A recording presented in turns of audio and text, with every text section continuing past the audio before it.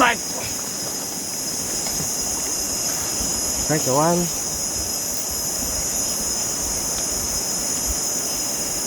Strike pertama.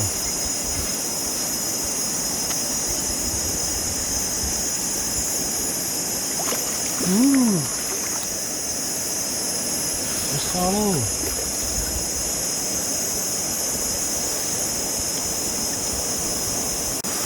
Wah. Tengok saiz dia. Inilah ikan yang kita dapat tu.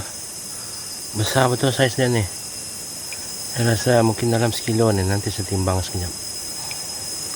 Ambil gambar dulu. 405 gram. 805.